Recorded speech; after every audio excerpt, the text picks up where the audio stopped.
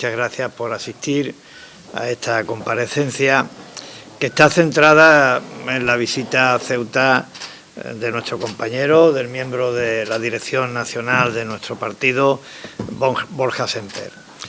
Lo conocéis todos, se conoce en toda España. En cualquier caso, me van a permitir una pequeña introducción acerca de su persona, para decirles que entre Borja y yo pues hay notables diferencias, están a la vista. Ya quisiera yo tener la edad de Borja y las capacidades de Borja en muchísimos aspectos. También es verdad que por razón de la distancia física, que no del corazón, pues tenemos poco contacto. Pero sin embargo Borja es una de las personas en el seno de nuestro partido, y yo me atrevería a decir que en el ámbito de la política nacional en su conjunto, a las que le tengo un gran aprecio. Yo diría que es de las personas a las que más aprecio en el ámbito de nuestro partido, a pesar de todas estas diferencias. Y es que es un aprecio que trae causa o surge en la admiración que le tengo y en las afinidades. Admiración y afinidades convertida, como digo, en afecto. Admiración porque creo que Borja, que tiene muchísimas cualidades, pero es sobresaliente en dos, en la valentía y en la coherencia. Cuando hablo de valentía estoy hablando de hechos. Borja, siendo muy joven, optó por entrar en política para defender sus ideas, poniendo en riesgo para defender sus ideas su propia vida. Borja es de los que, siendo político en el País Vasco, se le plantó cara, se enfrentó a ETA por defender sus ideales.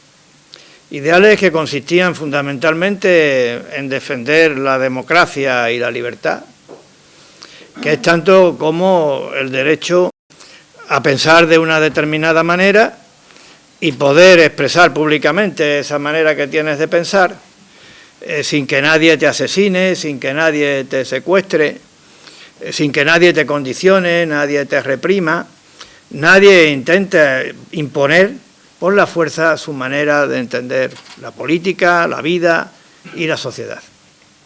Para defender también la unidad de España dentro de nuestra pluralidad y de nuestra rica diversidad.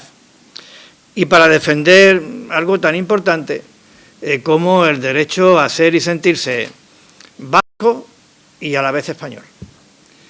Por tanto, el rango de la valentía, en el caso de Borja, no se puede de ninguna manera dudar. Y la coherencia.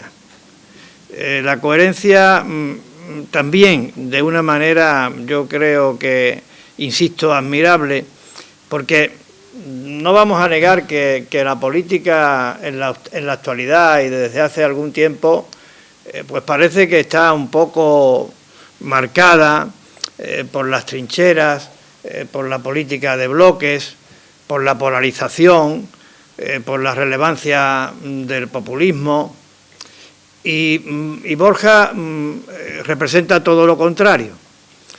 Borja es un político que está a favor del diálogo y del encuentro con el diferente. Es un político que se sitúa claramente en la centralidad, en la moderación y en el talante o el espíritu liberal. Es un político que, sin haberlo vivido porque no tiene edad, valora y considera que siguen siendo válidos y eficaces los principios que animaron nuestra ejemplar transición democrática y que son pilares de nuestra convivencia. Por tanto, es un ejemplo también de coherencia. Y está aquí en Ceuta hoy, y está aquí en Ceuta en un momento decisivo para el Partido Popular, para Ceuta y para España desde Ceuta. porque, como hemos dicho en repetidas ocasiones a lo largo de la precampaña y en los inicios de la campaña, las elecciones del próximo día 28 de mayo son muy importantes. Me atrevería a decir que son trascendentales. Y ese grado de trascendencia lo alcanzan porque en el futuro inmediato Ceuta tendrá que decidir, tras lo vivido en esta legislatura, cómo afronta los tres pilares que son la base de la estabilidad y la prosperidad de nuestra ciudad, que es tanto como decir el bienestar de los ceutíes. Y esos tres pilares son la protección de nuestra irrenunciable integridad y soberanía, nuestra convivencia y preservar la igualdad de los ceutíes con el resto de los españoles. Borja lleva en la dirección nacional del partido, además de ser el portavoz de esta campaña, lleva el área que se denomina cultura y sociedad abierta. Por tanto, de esos tres pilares a los que yo me refería, Borja está aquí con nosotros para hablar de convivencia. Borja está aquí con nosotros para que tratemos sobre la convivencia y para que nos dé la oportunidad una vez más de poner de manifiesto qué piensa el Partido Popular acerca de cómo se puede proteger y preservar la convivencia en nuestra ciudad. Y permítanme que lo repita, nosotros creemos en el Partido Popular que todos los ceutíes somos y nos sentimos españoles, con independencia de cuál sea el credo, la raza o el origen de cada cual. Nosotros en el Partido Popular pensamos y creemos que la realidad multicultural de Ceuta es incontestable, al margen de apreciada. Y nosotros creemos que la convivencia es un patrimonio inmaterial de todos los ceutíes que nos enriquece y distingue como sociedad y como pueblo. ¿Y por qué defendemos esto en el Partido Popular? ¿Por qué este es nuestro planteamiento?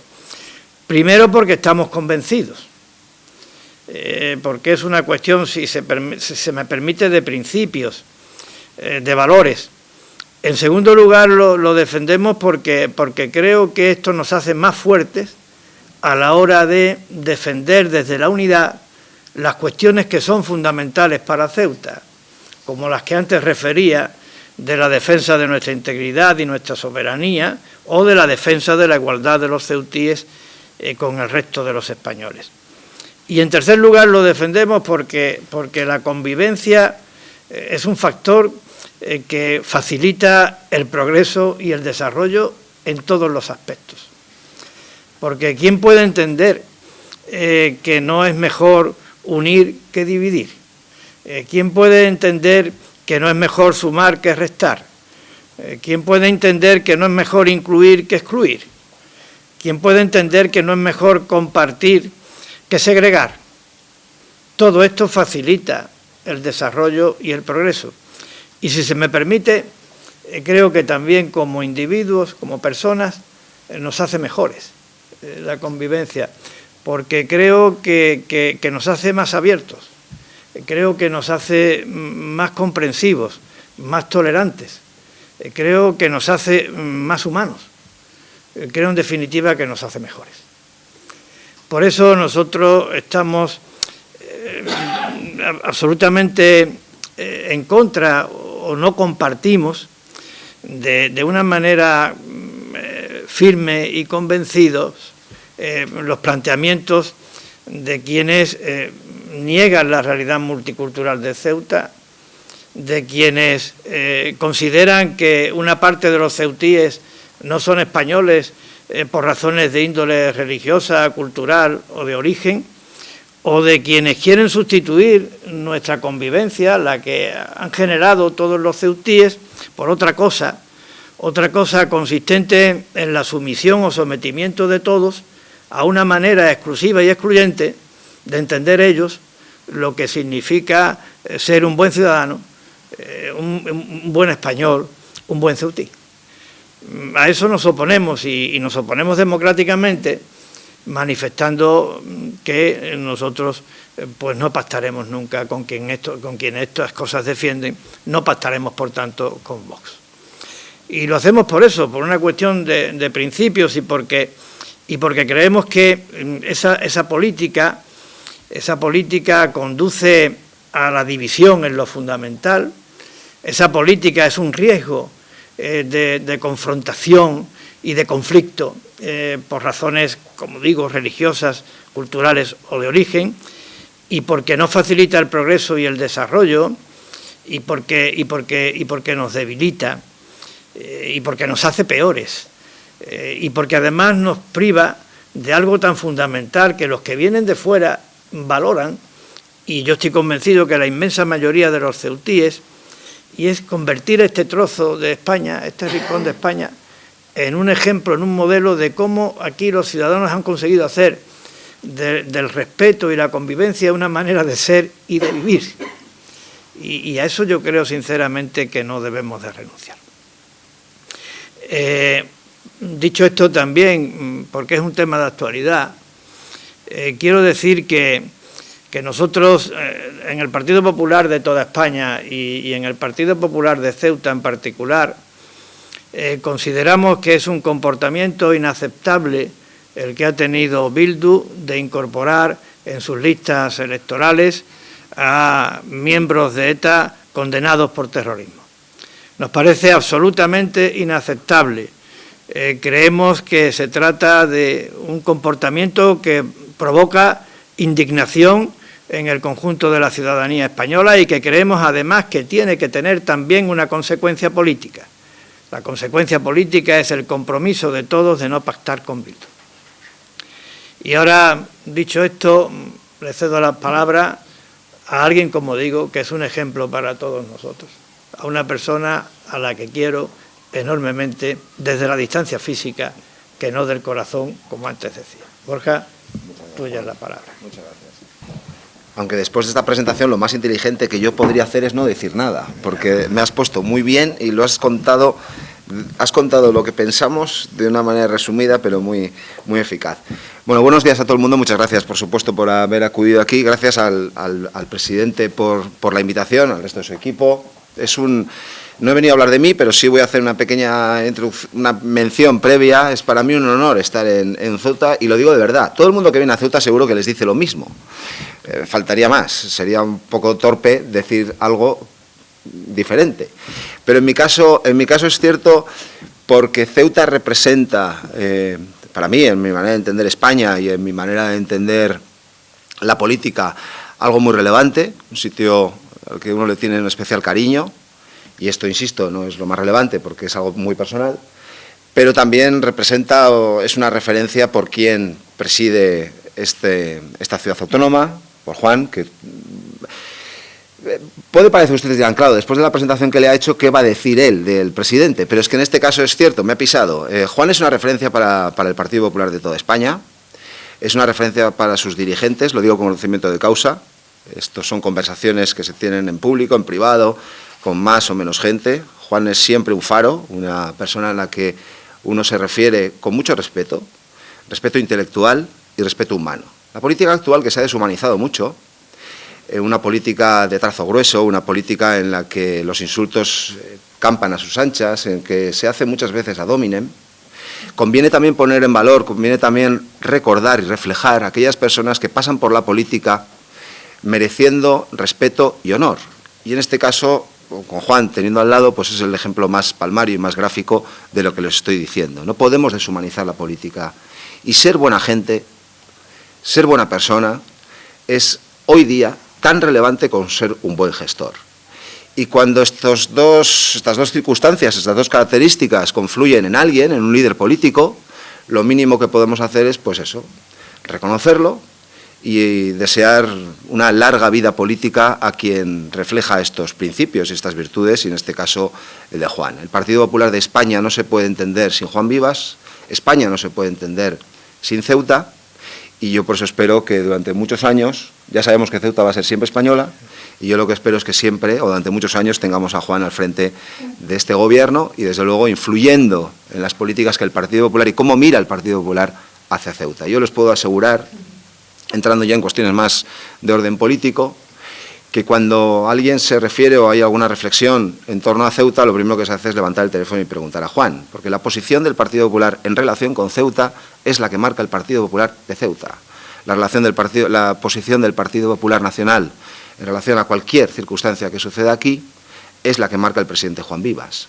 Y esto no es una cuestión solo orgánica, o no responde, lo puedo asegurar, a una cuestión orgánica, que alguien podría decir, bueno, claro, si es el presidente y habrá que hacerle caso. No, es porque se le tiene en estima, se confía en su criterio, porque ese criterio está sustentado a lo largo de años en su prestigio. Por lo tanto, eso ha sucedido hasta ahora y va a seguir sucediendo, lo puedo asegurar, y yo comprometo, no sé si mi palabra si vale algo, pero lo digo aquí públicamente porque así va a ser. Y porque Ceuta va a seguir siendo importante para el Partido Popular, va a seguir siendo muy relevante en los próximos años para España, y necesitamos a alguien al frente de esta ciudad autónoma como es Juan Vivas. Ustedes, que son más inteligentes que yo, ya lo saben, estamos en un año electoral. El 28 de mayo unas elecciones municipales autonómicas en toda España. Aquí son unas elecciones especialmente relevantes, y a finales del año, en el mes de diciembre, si el presidente del Gobierno no tiene a bien adelantar las elecciones, afrontaremos unas elecciones generales. Por lo tanto, es un año especialmente intenso y cargado electoralmente. Desde que yo me dedico a la política siempre he oído a dirigentes políticos, cuando había unas elecciones, que decían: estas son las elecciones más importantes en no sé cuántos años. Y todas las elecciones, sin solución de continuidad, a las que convocábamos a los ciudadanos, eran las más importantes. Bueno, yo no sé si en el pasado lo han sido, y seguro que cada una ha tenido sus particularidades y sus singularidades que justificaban estas afirmaciones. No diré que quienes dijeran eso mentían o exageraban. Sí diré que estas sí son. Este año es un año especialmente relevante para el futuro de España, que pasa primero por decidir el futuro de nuestras ciudades y nuestras comunidades autónomas. ¿Y por qué lo son? ¿En qué justifico esta importancia? Primero, porque llevamos una legislatura ya prácticamente de 5 años, desde que Pedro Sánchez está al frente del Gobierno, en el que en España han sucedido muchas cosas que dibujan lo que puede suceder en los próximos años también, si este Gobierno se reedita.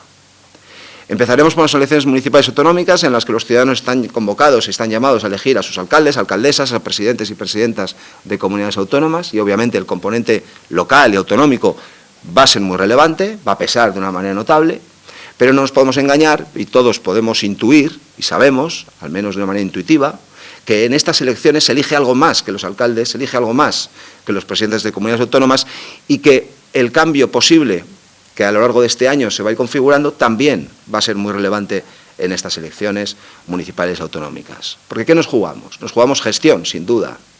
Nos jugamos cómo afrontan nuestros alcaldes y alcaldesas o presidentes, cómo afrontan los grandes retos que tenemos sectoriales de gestión.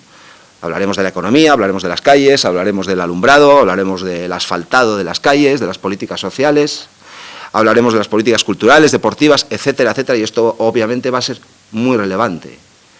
Pero si podemos coincidir también en que estos 5 años han sido poco edificantes en cuanto a el tono político, algo de esto también se va a jugar en estas elecciones municipales autonómicas, y por lo tanto también como primera fase, si cabe esta expresión, de cara a diciembre. Yo estoy convencido que necesitamos recuperar el respeto institucional. El respeto institucional que pasa por proteger las instituciones que son de todos, que independientemente de quién gobiernen, es importante que estén prestigiadas y que sean útiles. Útiles al Estado, útiles desde su posición de independencia, por lo tanto al Estado, pero también útiles a los ciudadanos. Es necesario y relevante que el Tribunal Constitucional sea un órgano prestigiado en el cual también la apariencia de independencia prime. El Consejo de Estado, el Consejo General del Poder Judicial, el CIS, el INE, Televisión Española, es decir, todos los organismos públicos a lo largo de estos 5 años, tengo que confesarles que tenemos la sensación y la convicción de que no han sido protegidos y que no han respondido de una manera inédita en nuestra historia reciente a esa vocación de independencia, insisto, para servir a los ciudadanos, para ser útiles al Estado, independientemente de quién gobierne. Pero tiene que volver también en España, de una vez por todas, el valor de la palabra dada. Que decir una cosa hoy y la contraria mañana pase alguna factura. Que decir la verdad, decir lo que uno piensa honestamente, vuelva a ser prestigiado en el ejercicio político. Yo no digo que alguien no pueda cambiar de opinión. Lo que digo es que si alguien cambia de opinión, convendría que justificara ese cambio de opinión. Porque si no, podría decirse con algo de razón que lo que está intentando es engañar a la ciudadanía. Convendría que la política volviera a transitar por un terreno en el que se habla de política, en el que unos y otros ofrecemos un modelo de gestión, ofrecemos una visión del país que se confronta y que los ciudadanos eligen, o en cualquier caso, cuya vocación también de esa confrontación es encontrar un punto común que nos permita avanzar juntos como nación y como país, en convivencia.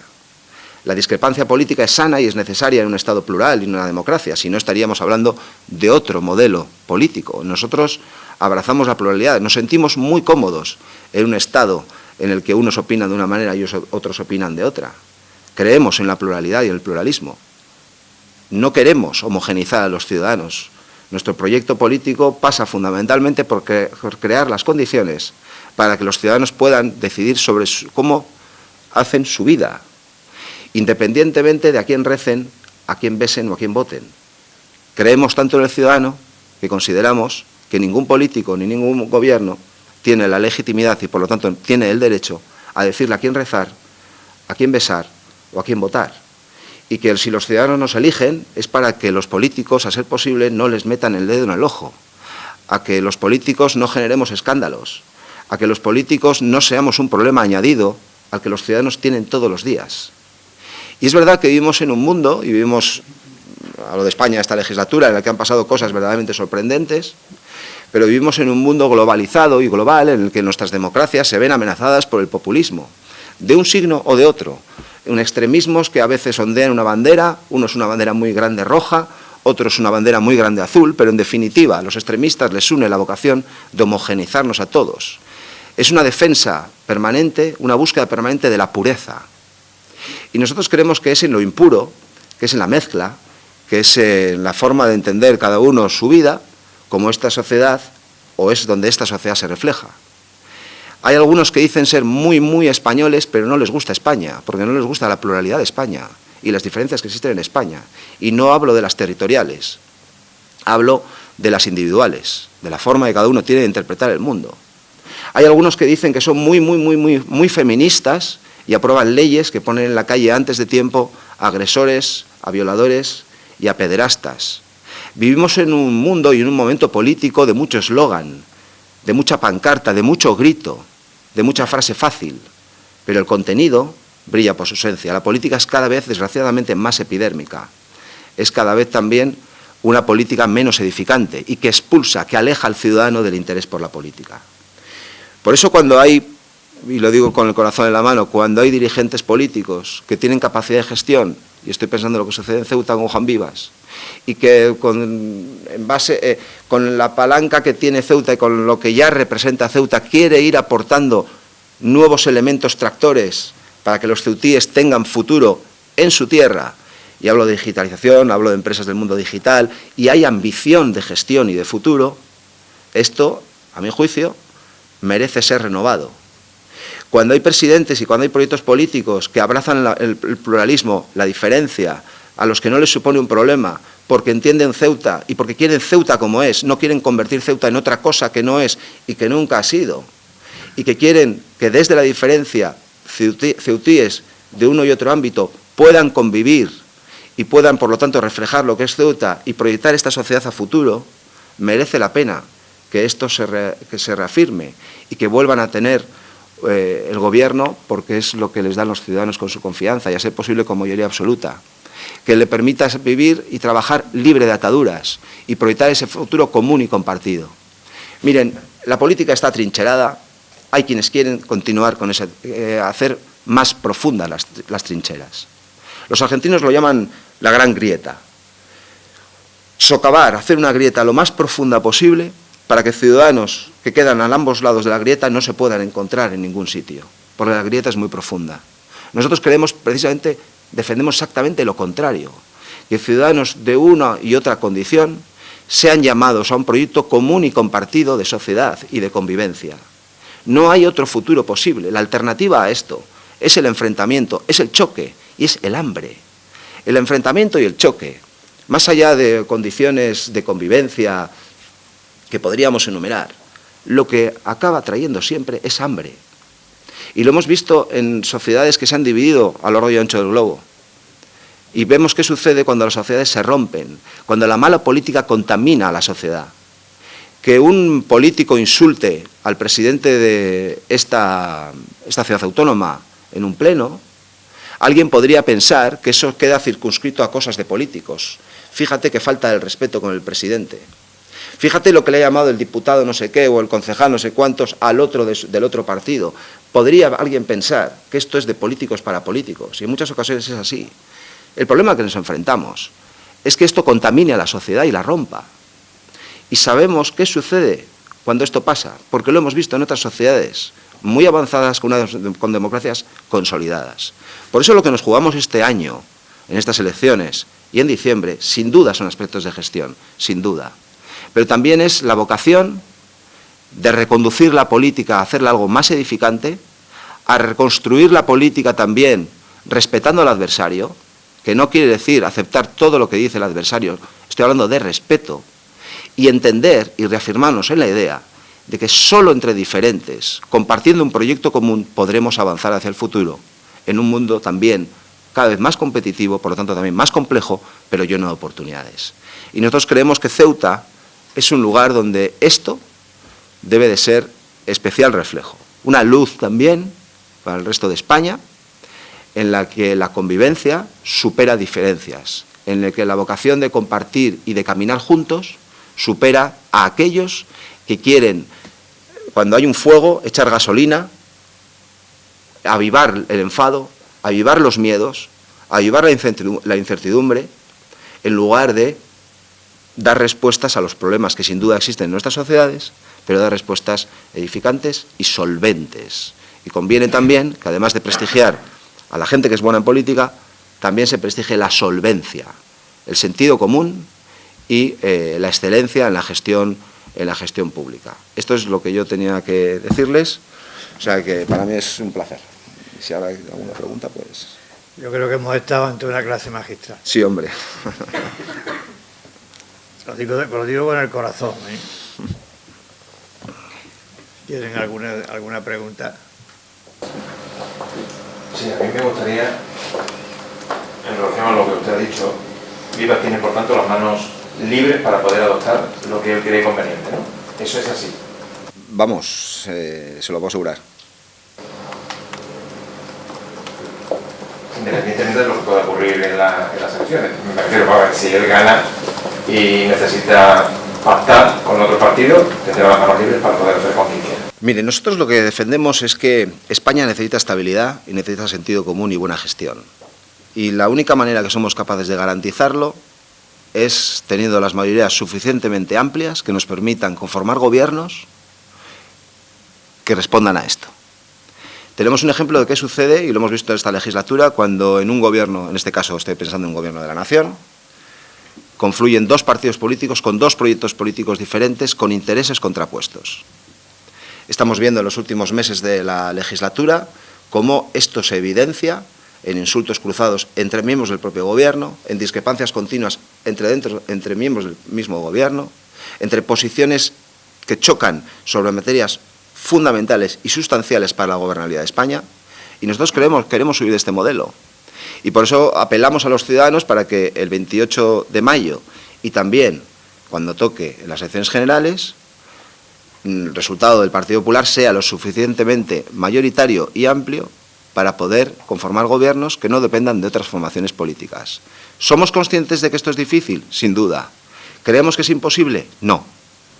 Y para que los ciudadanos nos respalden hasta tal punto, necesitamos seguir ensanchando nuestro espacio político.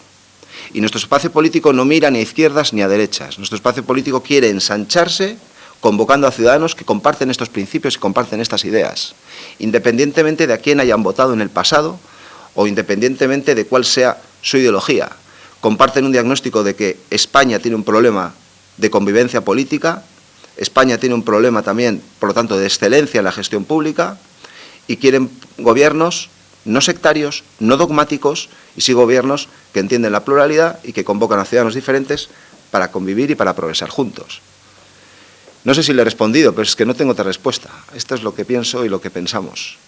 Y cuando hay casos como este, por su singularidad, como es Ceuta, y cuando hay candidatos como es Juan Vivas, lo mínimo que puede hacer un partido serio y responsable es confiar en él, en su criterio, y en que las decisiones que él quiera adoptar para esta tierra, para esta ciudad autónoma, sean las que el Partido Popular defienda.